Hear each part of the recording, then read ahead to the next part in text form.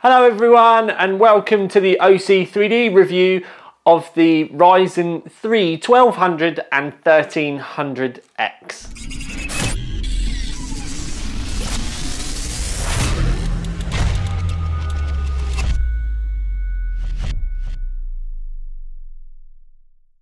Okay, so the baby Ryzens have finally landed. They are finally with us, but what do they bring to us? Well, the 1200 comes in at £105 and the 1300X comes in at £125. The 1200, which we're going to call the baby one of the pair, comes in at 3.1 GHz with a boost up to 3.4 GHz, and the 1300X is 3.5 and then up to 3.7. They're both quad core processors, so 4 cores but no hyper threading. Unlike the rest of the range, the 1500 and the 1500X, for example, they're 4 cores but they have 8 threads, whereas the 1200 and the 1300X have 4 cores and just 4 threads. They've not been doubled up with that hyper threading. So we've got some fairly competitive prices going on with the £105 and the £125 that we're being told. And really the competitor around the kind of this segment of the market is going to be some of the much lower i3s, maybe even some of the older i5s, to be honest with you, or the really low i5s. But the i3K series, for example, the 7350K is £139. And then if you go into the i5 sort of territory, you're already instantly really looking at about £180 to £190 before you even get to the ones that have got sort of around the 3.8 gigahertz sort of mark. So the Intel competition is straight away quite a big leap in front. When you see some of the graphs of my stuff, these are the graphs, these are the results that we've got from our reviews as we've done them. The RTs with the Ryzen results are retests, and they were done just the other week. They were done on the exact same test bench as the Ryzen 3s as well. So the RTs and the Ryzen 3 stuff are literally on the exact same platform because we couldn't update anything any more than we already had done. So one of the things I would say is you get they're quite cheap, and they do come with their own heatsink in the box because it's one of the lower end ones and it's one of the Wraith coolers. There's no RGB or anything on it. It literally is just a very basic small heatsink. It's aluminium fins, there's no copper center. It does come with thermal paste on it, although to be honest with you, I would probably wipe that off and fit my own. But if it's the first sort of system that you're going to build, then it's fairly easy. The only thing that might be daunting for some is because it's got the screws, you're going to need to take the plastic mounts off of the actual motherboard and screw it into the mount that's behind it. Now, it's a small cooler, but it didn't actually do that bad. With the 1300X, you were looking at about a maximum of sort of 55 to 60 degrees. It really depends on your fan profile and the temperature in the room. Summer at the moment, 60 degrees, 20 degree room. It brought it down to about sort of 55, 56 degrees. And really it was about 4 degrees off, 4 to 5 degrees off both of those temperatures if you then went down to the vanilla 1200. So they're kind of some nice numbers for you to know what you can get out of that cooler. Overclocking, a little bit. But one of the things that you have to be aware, those temperatures that I've just given you were with the CPU and the boards, literally just allowing the fan speed to do what it wants and the voltages to do what they want. If you're brave, I would manually underclock the CPU, because if you do that, you can actually bring the temps down a fair whack, and that'll be great for those of you that don't want to overclock. Keep that in mind when I talk to you later on about overclocking. But really, if you want to overclock, I wouldn't recommend this cooler. A decent air cooler would be a great investment. The better the air cooler that you get, the quieter an environment that you're going to get. When we did do our overclocking testing, we used a H110 IGT, which is a top flight water cooler, but that literally is just so that we don't get any heat problems, and we try to treat our systems the same as we go through. Because we used a Asus X370 Prime, and that's because that's the exact same board, and this is the test setup that we've been using since the 1800X. So that basically means that we can compare these all directly through. So there's a few bits and bobs there for you to talk about, think about. Now, when we're going to look at some of the graphs and stuff, but when it does come to overclocking, they do overclock quite well, a little bit better than I was expecting. The 1200 we got easily at 4 gigahertz, and when I say easily, I mean like it was no effort at all. 1.3 volts, 4 gigahertz with 3200 megahertz memory in tow. Literally didn't have any issues. There's a slight glitch in the BIOS at the moment where you have to use an offset rather than just going straight into manual. If you go into manual volts, then for some weird reason it runs it at the very lowest multiplier, which is 1500 megahertz. 1550 megahertz, because it's a 15.5 multiplier. So that's just a really weird BIOS glitch that's out there at the moment, but it is and will be getting fixed. I have had a fix, but it's not available for the public yet. Now, when I say I had it, I tested it to make sure it was working, but we did all of the results on the public BIOS, which is 0805 at the moment on this. Now, we did use an X370 board, but to be honest with you, these CPUs are prime targets for B350 boards if you want to overclock. And to be fair, the difference between the two, there is no performance difference. It's just minor differences like being able to run SLI and stuff. So it's the fact that we're running an X370, yes, it's slightly more expensive, but we won't have got any extra performance out of it compared to a B350. Although, to be honest with you, the only people that are going to care about if we got extra performance out of it are really going to be the Intel boys picking apart the graphs thinking I'm being AMD biased. So that's the test rig. You've seen all the coolers and stuff. 4 gigahertz out of the 1200. We actually managed to get 4.1 gigahertz, 100% stable on the 1300X, and actually 4.1 was the top that we could get. Trying to push past that, we didn't manage to get anything extra out of it with using extra volts. We're using 1.35 volts for 4.1 gigahertz, which I thought was amazing. But literally, if you go past that point with the volts, at least within our testing, it started to get unhappy and fall over, even if you didn't change the multiplier. So keep the volts in check. Don't go nuts. When you do let them run riot and do whatever they want without even overclocking though, because of the way AMD is set up, the voltages do go up and down. Now, you don't necessarily need to blame the motherboard per se for that, because if it's on auto and it can do what it wants, that's kind of the way AMD wants it to be. So when it's turboing, the voltages will move around a fair bit. That's just the way that they are, which is why I normally either manual volt or use the offsets like I have done with this to try and keep things in check. And with the offsets, we weren't getting the big spikes or anything like that. And to be fair, the temperatures with this were just brilliant. Even with like full mega overclocks and stuff, we were floating around the sort of like high 50s. So they are very capable. They're not particularly hot, so you can get away with using lower end coolers if you want.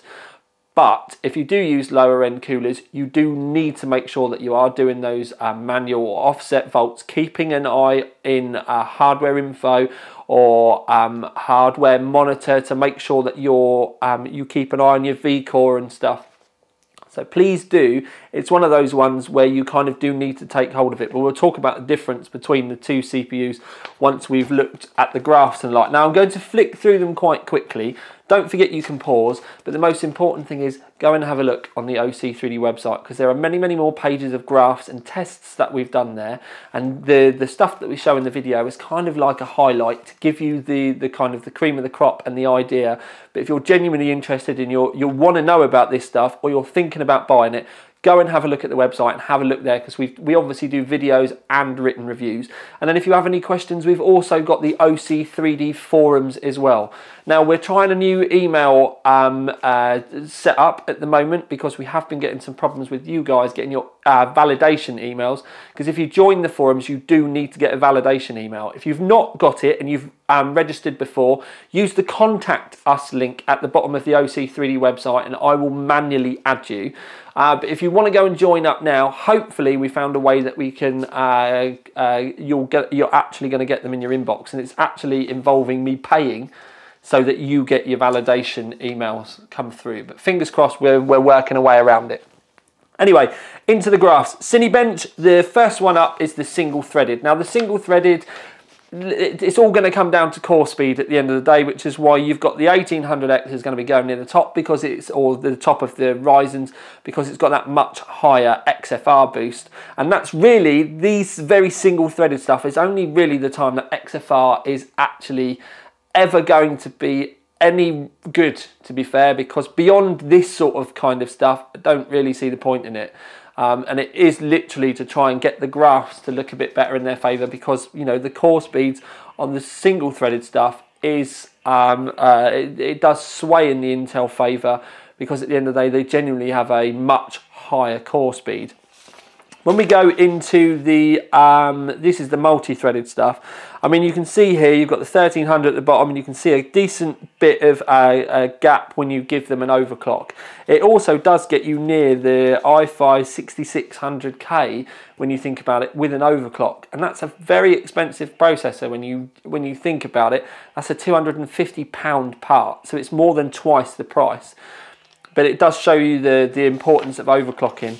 Blender, this is a new one for us. This is a custom OC 3D Blender run that we're doing with 3 million polygons, and the data in the graph is actually the time in minutes and seconds.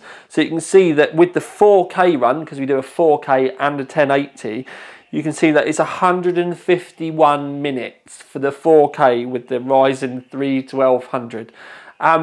The other really good thing about this though is that's an incredibly long and stressful test that we're doing on this. So when you see that we're doing it with overclocks and everything as well, these Blender runs can actually upset the apple cart with a high-end overclock, and we didn't get any problems with this. And it's also a really, really long stress test as far as like cooling and stuff is concerned as well. So this for us is actually going to be quite handy coming through.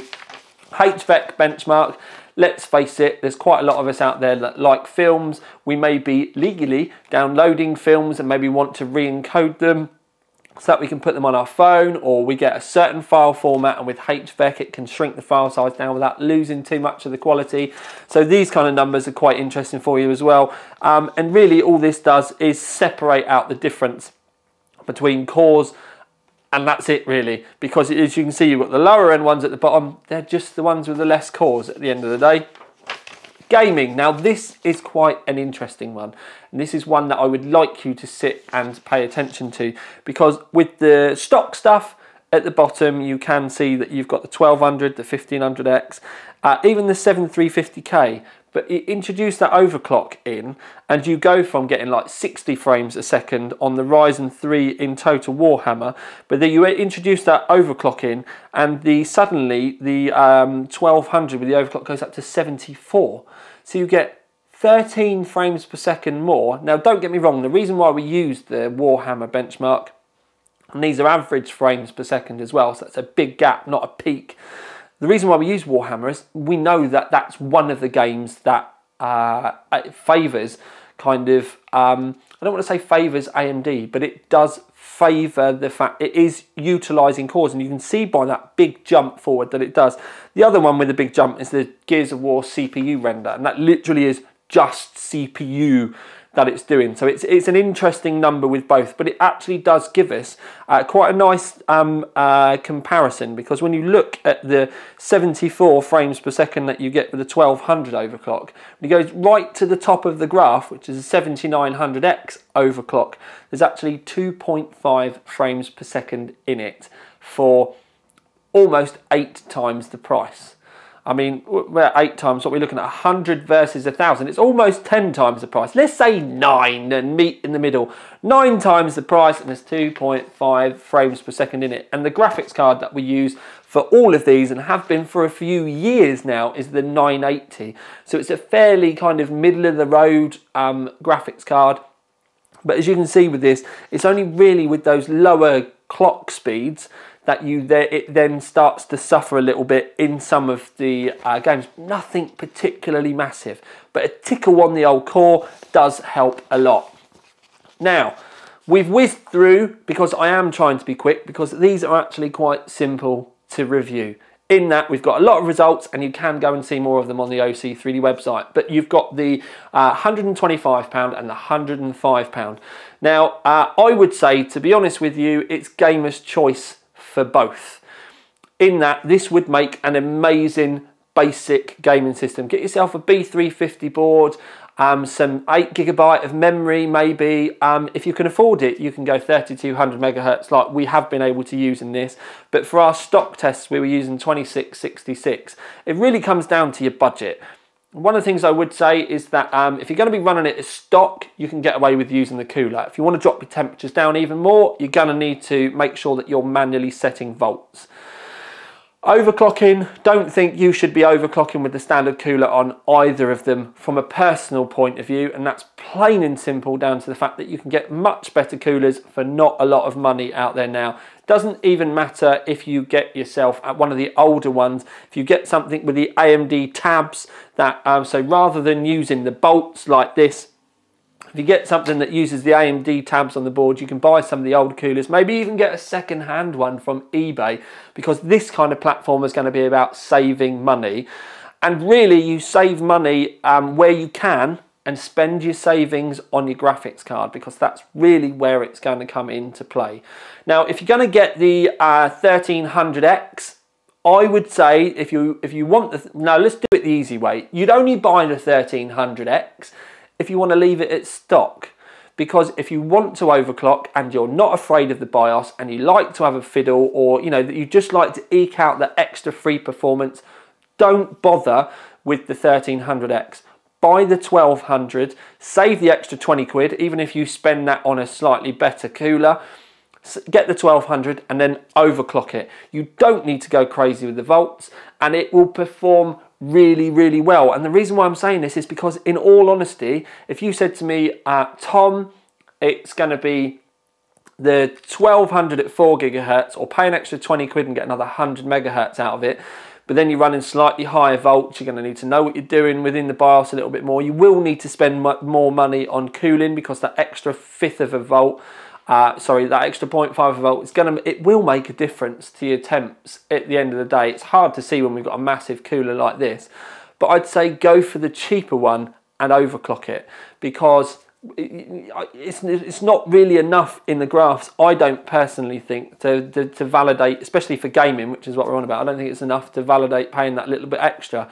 You get the 1300X if you're one of those people that just want to fit it, forget it, and are scared to go in the BIOS and try all those things.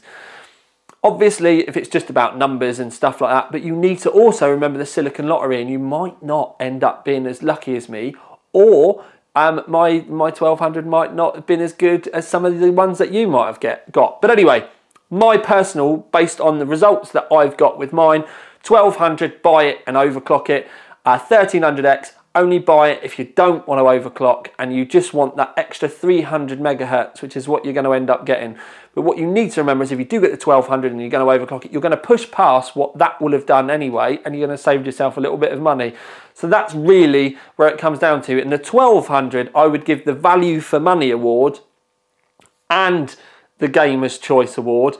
But the 1300X, it's just got that little extra caveat, and I'm not going to say it's not value for money, but it's just got that little kind of segment where it's more for the kind of, not scaredy people, but it's for those people that, you know, just want to build their rig and leave it and forget about it. But no matter which one you get, if you do get brave and you want to go into the BIOS and start having a fiddle, it's voltages that you want to get into check first. And like I said, CPU Z, hardware monitor, hardware info, to keep an eye on your V-core.